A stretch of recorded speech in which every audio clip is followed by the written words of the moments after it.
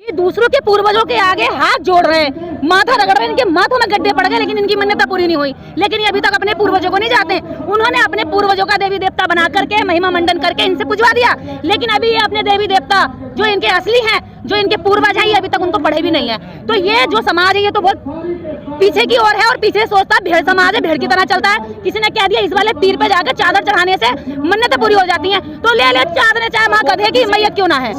तुम इतने गद्दार हो ना, तुम इतने निकम्मे हो ना, मैं तुम्हें क्या बताऊं। तुम वो सांप के आस्तीन हो, आस्तीन के सांप हो कि तुम इस समाज का खाते हो और गाते तुम वहां जाकर को जिस पार्टी का आप टिकट लेकर के इस समाज में वोट लेने आते हो। आप जाट को या गुजर को आप क्या मानते हो? वो क्या कहते हैं, ब्राह्मण है क्या है? वो भी उस व्यवस्था से लात मारा हुआ नीचे का शूद्र है ना वो तो। लेकिन वो मानता नहीं अपने आप को। ये नहीं मानता, यही तो कारण है कि वो आज भी गुलाम है। यही तो कारण है कि वो आज भी उनकी ढाल बना हुआ है। जब उन्हें दलितों को मरवाना होता है, मुस्लिम को कटवाना होता है, हिंदू मुस्लिम दंगा कराना होता है, तो यही मार्शल को हमको इस्तेमाल किया जाता है, इनकी लाठियों को इस्तेमाल किया जाता है। लेकिन मेरे ये 2 साल 24 तक इन नेताओं की अकल ठिकाने के लिए लगे रहेंगे और लगती रहूंगी। और लठ गैंग की जल्दी से घोषणा करने वाली हूँ इसी मंच से कल, और सारी लठ गैंग की वोटें आएंगी। नेताओं की अकल ठिकाने, दलित नेताओं की? यस, दलित नेताओं की, जो ये लुटेरे हैं, हमारे वोट के लुटेरे, जनरल सीट पर आने वाले लोग नहीं हैं, क्योंकि वो तो ये कहते भाई मैं तो जनरल से हूँ, कोई दो दो नहीं दे दो, उनकी कोई फाउंडेशन नहीं होती। लेकिन यहाँ पर चेहरा दिखाया जाता है, ये तेरा आदमी देख तेरे जैसा है, दे दे इसको वोट, ये तेरा भाई है, और वो दिखा करके भोला बन करके लूट के सारा लेके झोली में वहाँ ले जाकर डाल देता है। लड़ाई लड़ तो रहे हैं संसद में, कहाँ लड़ रहे हैं? कौन सा मुझे एक नेता का नाम बताओ जो बोलता हो। करना चाहते हैं आप लोग? क्योंकि हम उससे सताए गए हैं, हमारे पूर्वज सताए गए हैं, हमारे बच्चों के सताने की पूरी व्यवस्था बनी हुई है, इसलिए हम खत्म करना चाहते हैं। और जातियों के नाम पर तो आपने सरकारें बनाई हैं, उसे क्यों भूल जाते हैं आप लोग? क्योंकि जातियों के नाम पर यहाँ सरकारें, यहाँ की पार्टियां जातियों के नाम पर तैयार होती हैं। या तो देखिए सरकारें पूरी तरीके से जाति को खत्म कर दें, ठीक है, केवल और जाति के सर्टिफिकेट खत्म कर दें, जातियां लगाना खत्म कर दें, जनरल एससी सारी कैटेगरी खत्म कर दें, ठीक है। प्रत्येक नागरिक को सिर्फ भारतीय नागरिक का अधिकार होना चाहिए, जातियां खत्म कर दे। या फिर अगर जातियां रखना चाहती है सरकार, तो फिर जातीय जनगणना करा ले, सबको जाति के आधार पर जितनी जिसकी संख्या है उसको उतने दे दे, लड़ाई खत्म हो जाएगी। सरकार को दिक्कत क्या है जातीय जनगणना कराने में? वो कहती है खर्चा ज्यादा होता है, तो मैं तो ये कहती हूँ जितनी अगर वो सरकार नहीं करती है तो बहुजन समाज की, एससी समाज की, ओबीसी समाज की जितनी पार्टियां हैं, बसपा है, सपा है, आरएलडी है और ये आसपा है, जितनी भी पार्टियां हैं सारी मिल करके ये करा लेना जाति जनगणना। आरएलडी भी बहुजनों की है? क्यों नहीं है? क्या आप जाट को या गुजर को आप क्या मानते हो? वो क्या कहते हैं, ब्राह्मण है क्या है? वो भी उस व्यवस्था से लात मारा हुआ नीचे का शूद्र है ना वो तो। लेकिन वो मानता नहीं अपने आप को। ये नहीं मानता, यही तो कारण है कि वो आज भी गुलाम है। यही तो कारण है कि वो आज भी उनकी ढाल बना हुआ है। जब उन्हें दलितों को मरवाना होता है, मुस्लिम को कटवाना होता है, हिंदू मुस्लिम दंगा कराना होता है, तो यही मार्शल को हमको इस्तेमाल किया जाता है, इनकी लाठियों को इस्तेमाल किया जाता है। यही शोषण करते हैं, देखा होगा। बिल्कुल, तो ये मैं इनसे कह देना चाहती हूँ कि वास्तव में जो व्यवस्था बनी हुई है ना, सबसे ज्यादा उनकी नजर में नीच तो आप ही हैं। हम तो व्यवस्था से बिल्कुल बाहर के लोग थे। मैं कहती हूँ कि देश की महिलाएं व्यवस्था से बिल्कुल बाहर थी, बड़ व्यवस्था से बाहर है। महिलाओं को किसी भी बड़ व्यवस्था के कोई से भी पायदान पे नहीं रखा है, ठीक है। तो मैं तो खुद को ये मानती हूँ उस व्यवस्था के मैं अंदर नहीं थी। दूसरा, ना एससी को रखा है, तीसरा ना एसटी को रखा है।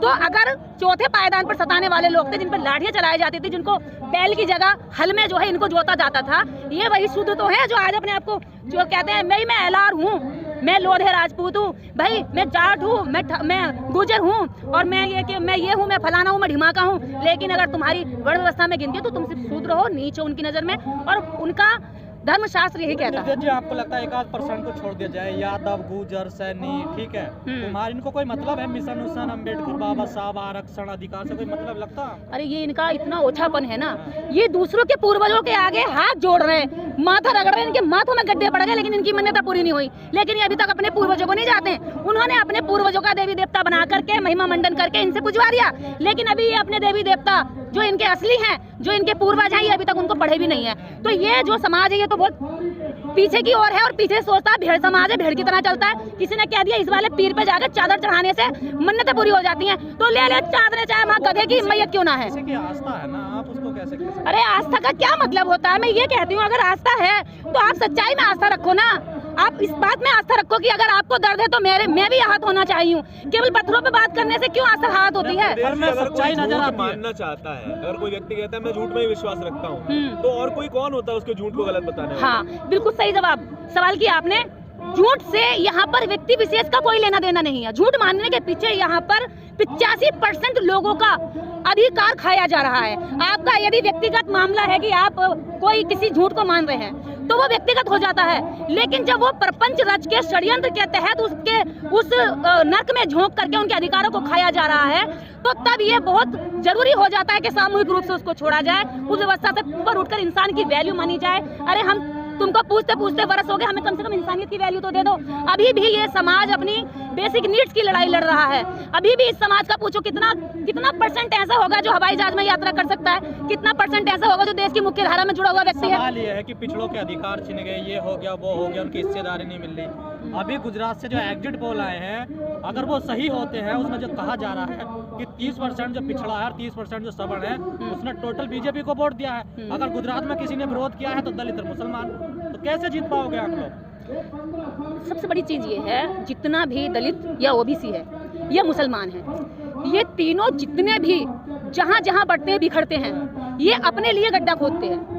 बगैर पिछड़ों के तो सरकार नहीं बना पाएंगे ना दलित मुस्लिम। देखिए पिछड़े वोट करते हैं, मैं कह रही हूँ ना, पिछड़े बीजेपी को भी वोट करते हैं। बीजेपी को तो कर रहे हैं ना, पिछड़े बीजेपी को वोट करते हैं, और ऐसा नहीं है। लेकिन बाकी पार्टियां बीजेपी की तरह काम नहीं करती। मैं ये दावे के साथ कह सकती हूँ, जिस तरह से बीजेपी कैडर का काम करती है, बीजेपी गांव-गांव काम करती है, आप उनको कोस तो सकते हो, लेकिन उनकी तरह मेहनत नहीं कर सकते। उनका कैडर, उनकी शाखाएं गांव में भी लगती हैं, शहर में भी लगती हैं, जिले से लेकर के एक ब्लॉक तक उनकी शाखाएं लग रही हैं। हमारी पार्टियां क्या कर रही हैं? सो जाती हैं, 5 साल बाद उठती है, कंबल में से ध्यान करके इलेक्शन आ गया। आज मंत्र लगाया, आज ही हार जाएगी बीजेपी, देंगे। देखिए मैं कोई राजनीतिक पार्टी लेकर के नहीं चल रही हूँ, ये राजनीतिक विपक्ष की लड़ाई है। मैं तो एक समाज के अंदर जो असमानता की लड़ाई है, उसको, उस समाज को इकट्ठा करके, मैं तो चाहती हूँ एक विकल्प बने, ये जितने बिखरे हुए लोग इकट्ठे आए, मंच पर आए और अपने साथ अपने समाज को लेकर के एक अच्छा विकल्प बनाए, समाज को दे। अरे दुश्मन को कोसने से कुछ नहीं होगा। नेता जो ये नहीं कहता सब एक हो जाओ, और फिर भी एक नहीं होता। ये बहुजन समाज के नेताओं की होशियारी है, चालाकी है। ये जो बहुजन समाज के नेता है ना, मुझे देख लो ठीक से, हो सकता है तुम मेरे दुश्मन हो सकते हो। सबसे पहले मैं दुश्मनों की तो दुश्मन हुई, क्योंकि भैया मैं उनके खिलाफ बोलती हूँ तुम्हारे लिए, लेकिन मैं तुम्हारी भी दुश्मन होने वाली हूँ आज के बाद। तुम इतने गद्दार हो ना, तुम इतने निकम्मे हो ना, मैं तुम्हें क्या बताऊं। तुम वो सांप के आस्तीन हो, आस्तीन के सांप हो, कि तुम इस समाज का खाते हो और गाते तुम वहां जाकर को जिस पार्टी का आप टिकट लेकर के इस समाज में वोट लेने आते हो। सबसे बड़ी चीज ये है, सारे नेता ये कहते हैं सब एक हो जाओ, सब एक हो जाओ, और जो नेता ये कहता है ना सारे एक हो जाओ, उसके पीछे 5 लोग नहीं होते, वो आपकी बुलाई हुई भीड़ से कहता है सारे एक हो जाओ। वो इन भाई साहब की मेहनत तक इनके बनाए हुए मंच पे चढ़ के कहता है कि सारे एक हो जाओ, खुद का कुछ नहीं है ना। यही तो राजनीति है ना। क्या? तो फिर वो क्या कर रहा? फिर हम दुश्मन से तो लड़ रहे हैं, सबसे पहले तो फिर इनसे लड़ने की जरूरत है। ये सबसे बड़े गद्दार है कि इस भोले समाज को लूट करके, नोट कर खसोट करके अपनी पीढ़ी दर पीढ़ी जो है इकट्ठा कर लेना चाहते हैं। देखिए व्यवहार में झलकती ईमानदारी, कहने की जरूरत नहीं मैं ईमानदार हूँ, मैं ईमानदार हूँ, कहने की जरूरत नहीं मैंने सब कुछ कुर्बान कर दिया, सब कुछ कुर्बान कर दिया। उसके व्यवहार में झलकती है, उसके जीवनचर्या में झलकती है, उसके ऊपर से नीचे तक, बाल से लेकर के नखून तक उसको आप देखकर समझ सकते हो कि ये व्यक्ति वास्तव में समाज के लिए ईमानदार है। घर से शुरू करनी पड़ेगी, बिल्कुल करनी पड़ेगी। आज ये मंच जो है ना, निर्देश की लड़ाई, आज के बाद मैं कह दूं आज ब्राह्मणों को, आपसे तो मैं हाथ जोड़ती भाई साहब, बहुत गालियां दी, ठीक है, और मैं इस बात के लिए माफी तो कभी मांगूंगी नहीं, क्योंकि आप बेईमान हो, लड़ती रहूंगी। लेकिन मेरे ये 2 साल 24 तक इन नेताओं की अकल ठिकाने के लिए लगे रहेंगे और लगती रहूंगी। और लट गैंग की जल्दी से घोषणा करने वाली हूँ इसी मंच से कल, और सारी लट गैंग की औरतें यहाँ आएंगी। नेताओं की अकल ठिकाने, दलित नेताओं की? यस, दलित नेताओं की, जो ये लुटेरे हैं, हमारे वोट के लुटेरे, जनरल सीट पर आने वाले लोग नहीं हैं, क्योंकि वो तो ये कहते भाई मैं तो जनरल से हूँ, कोई दो दो नहीं दे दो, उनकी कोई फाउंडेशन नहीं होती। लेकिन यहाँ पर चेहरा दिखाया जाता है, ये तेरा आदमी देख तेरे जैसा है, दे दे इसको वोट, ये तेरा भाई है, और वो दिखा करके भोला बन करके लूट के सारा लेके झोली में वहाँ ले जाकर डाल देता है। लड़ाई लड़ तो रहे हैं संसद में, कहाँ लड़ रहे हैं? कौन सा मुझे एक नेता का नाम बताओ जो बोलता हो, बताओ मुझे। अभी शीतकालीन सत्र जारी है, बताइएगा कि मुझे कौन सा नेता बोला है। अगर ये नेता नहीं बोलेंगे ना, तो ये समाज जागरूक होकर सबसे पहले इनके घरों में घेराव करेगा। नेता कह रहे परशुराम का मंदिर बनाओ, बहुजन नेता कह रहे हैं इस बात को। तो परशुराम ने इनके लिए क्या किया भैया? परशुराम ने इनके लिए क्या कर दिया? मैं ये कह रही हूँ, परशुराम ने अपने फरसे से क्षत्रियों का गला काटा, इसमें तुम्हारा कौन सा भला हुआ है? इसमें तुम्हारा कौन सा भला हुआ? उसने गर्भवती औरतों के बच्चों तक को मारा तलवारें घूस के, तो उसका मंदिर बनाने के लिए कह रहे हो। लेकिन तुमने एक बार भी नहीं कहा जो समाज जो पीछे खड़ा हुआ है, जिसकी लड़ाई लड़ने के लिए हम यहाँ आए हुए हैं, उनकी बहन बेटियों के साथ दुराचार मत करो, उनके खेतों में आग मत लगाओ, उनके अधिकार मत खाओ, उनको भी इंसानियत का हक दो, उनके बच्चों की एजुकेशन मत छीनो, उनकी नौकरियां मत छीनो, उनके हक अधिकारों पर डाका मत डालो। उसके लिए नहीं लड़ेंगे ये जिस काम के लिए गए वो काम करें ईमानदारी से। अगर नहीं करते हैं तो लठ दस्तक में जल्दी ही बनाने जा रही हूँ, और इनको जाकर के जितनी मंचों पे भी बोलते हैं ना, ये अम्बेडकरवादी हो जाओ, अम्बेडकरवादी हो जाओ, इनके घरों पे भी छापा डलेगा। लठ दस्तक, बिल्कुल चेतावनी है ये लठ दस्तक इन नेताओं के, इन सामाजिक कार्यकर्ताओं के, संगठनों के मालिकों के घरों में जाएंगी कि तुम दूसरों की औरतों को मिशन सिखाते हो, तुम्हारी औरतों ने कितना मिशन सीखा है। ये लठ दस्तक उनके घरों में जाकर देखेगी। क्या तुम्हारे घरों में डॉक्टर अम्बेडकर की तस्वीर है, रामकृष्ण की तस्वीर है, जिसके नाम से तुमने आरक्षण लिया, जिसके नाम से तुमने स्कॉलरशिप ली? अगर मैं छात्र हूँ ना तो मेरी भी जिम्मेदारी बनती है कि मैं अपने समाज के लिए काम करूं, क्योंकि मैंने छात्रवृत्ति पे एडमिशन लिया था। ये जरूरी नहीं कि एक अधिकारी कर्मचारी करेगा, वो तो कई गुना कर्ज में चढ़ा। सीधे तो हैं बेचारे दलित नेता, और क्या कतई सीधे हैं। आपको भी शक्ल देख के मैं लग रही हूँ कि मैं सीधी हूँ, मैं सीधी हूँ। मैं सारे अधिकार जानती हूँ। और देखो, प्रमोशन में रिजर्वेशन के लिए अधिकारी कर्मचारी रोते हैं, गिड़गिड़ाते हैं, हमारा प्रमोशन रुक गया, लेकिन अपनी बीवियों को, अपने बच्चों को आज किसी ने भी यहाँ नहीं भेजा, जबकि उनका मुद्दा भी इसमें था। तो क्यों नहीं आए वो? इसका मतलब तुम्हारी लड़ाई ये गरीब जनता लड़ेगी, ये कमजोर लोग लड़ेंगे, ये वो लोग लड़ेंगे जो अपने घरों से निकल के पूरा दिन सर्दी गर्मी में लड़ते हैं।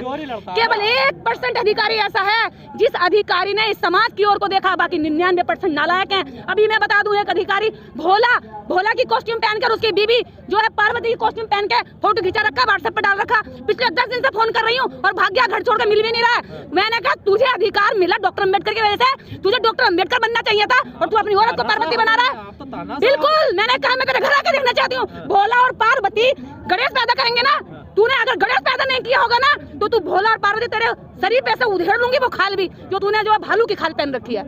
डॉक्टर अम्बेडकर ने सूट बूट पहना और दलितों, तुम तो कलम की बात करने वाले, संविधान की बात करने वाले, लट पट, और ये कहाँ का? भाई साहब, लट की जरूरत नहीं है। अभी आप मेरे को मारने आओगे तो कलम से क्या होगा?